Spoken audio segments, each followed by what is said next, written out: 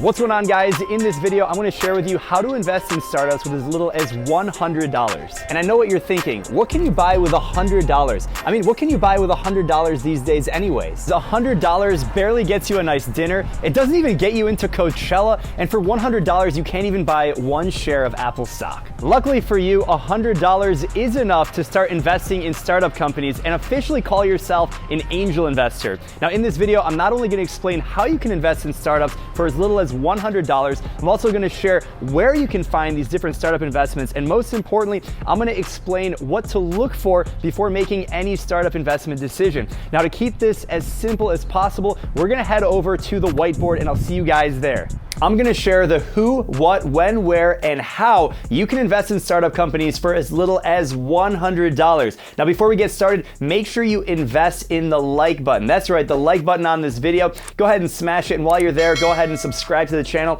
Absolutely free, and hopefully the return on investment is well worth your time. Now, let's go ahead and get right into it. Let's talk about why. Why does it matter to invest in startups? I have three main reasons. The first being you unlock this incredible investment opportunity, this incredible asset class that has the highest return on investment potential. Better than anything else, the public market, real estate, crypto, whatever. Here's an example. If you were one of the first investors in Facebook, Peter Thiel, he invested $500,000 for a 10% ownership stake in Facebook. It was a $5 million valuation.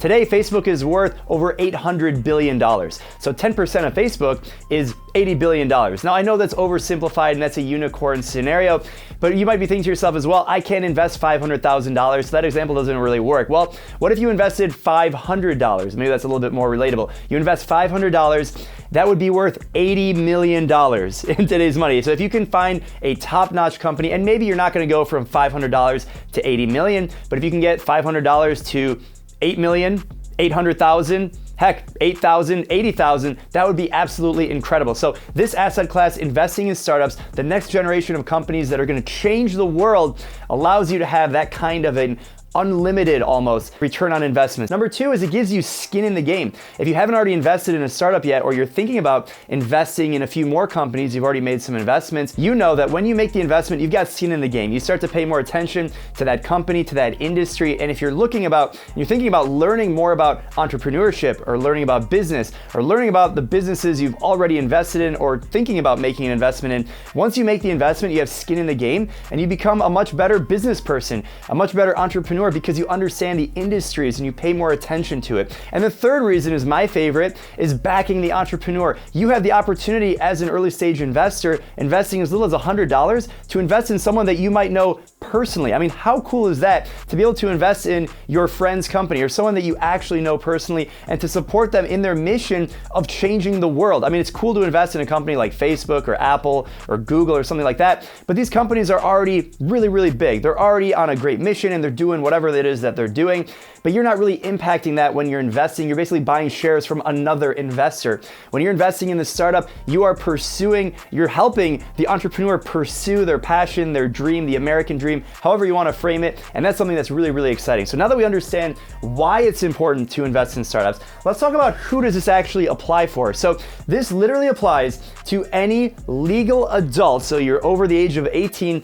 anywhere in the world. And I know this firsthand. I've raised over $1 million in multiple rounds of equity crowdfunding, angel investors, venture capitalists, and we've done equity crowdfunding, online open public offerings, and we have now over 300 investors across 36 different countries. Investments from $100, $25,000, $80,000, all that good stuff. And it allows people all over the world to make these investments. So literally, if you're watching this video and you're an adult, this applies to you.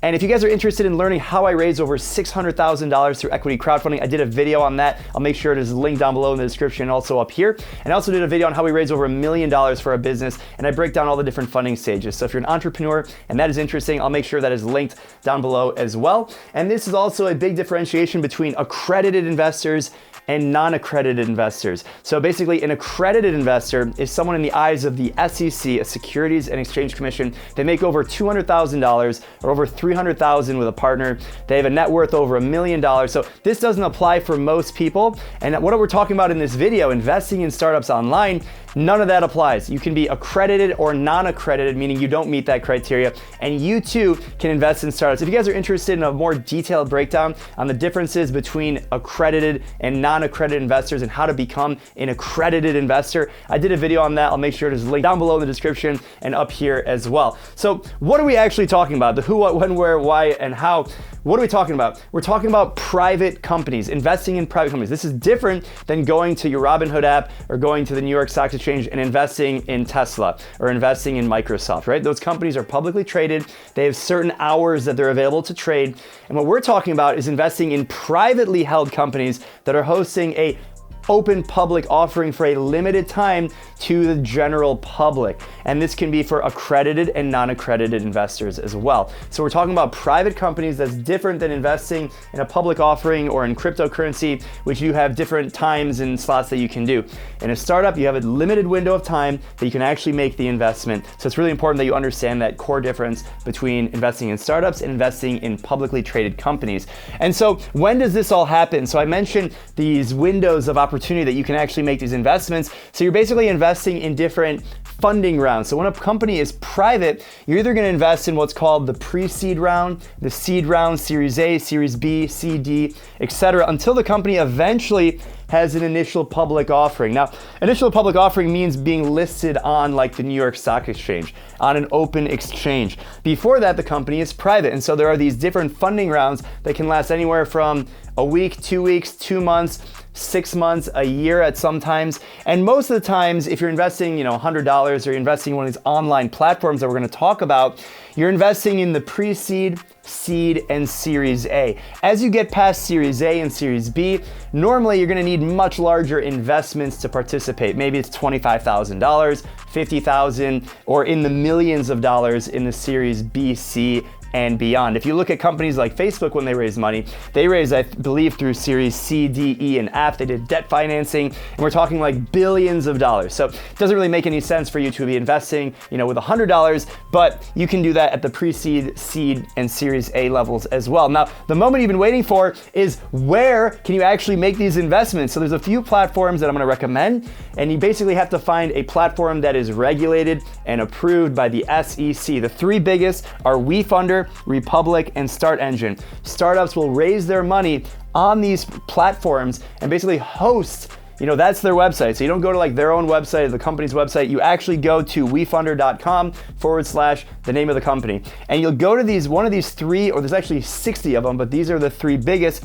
And you'll do all of your investment through the actual platform. There's a few other ones that are out there that are for more accredited investors, and you normally need a little bit higher limit. So not $100, maybe it's $1,000, maybe it's $5,000, $10,000, whatever. Those are called AngelList, Seed Invest, and there's a few others out there. I actually did a video on the top funding platforms that you can make investments or raise capital on if you're the entrepreneur. So make sure you check out that video. I'll make sure it's linked down below in the description as well. And then how do you actually think about making an investment? I mean, there's so many different options out there. There's so many different companies, so many different platforms. How do you actually think about making an investment? And before I talk about some of these things that you should look at, this is kind of like a preview into a longer video I did on how to invest in startups, an angel investing guide for beginners. I break this down in a lot more detail, talk about the difference between private companies, public investment, and really what you should look for in a startup. So here's a quick preview. You wanna understand some of these core details, and I'll link more resources down below, but you wanna understand the problem that the company is solving. You wanna understand the solution. It helps to have domain expertise, otherwise you'll have no idea what the heck they're doing, and if it just looks cool, not really the best investment idea. You also wanna understand the market. Is the market growing? Are they solving a problem that's a really big problem inside of a market that actually is growing and matters? And what kind of traction do they have in that market? When did they launch? What have they done since launching? Have they shown a track record that they know how to execute in that industry? And look at the competition. Who else is doing cool stuff in the space? Who's making an impact? What do the finances look like? How much money did they raise in the past? And finally, and most importantly, look at the team. Who is the team? Who is the CEO, the founders? Do they have domain expertise? Do they know what they're talking about? Have they built a company before? These are all things that you need to look for before making an investment. Now again, this video is for entertainment purposes only. I'm not your financial advisor, so make sure you do your own due diligence before making any investment decision. I know it sounds like crazy, but I have to say it to make sure we're covered. So I hope you guys enjoyed this video. Make sure you subscribe and like it. Let me know what you think down below in the comments. If you have any questions, would love to answer them. Keep hustling.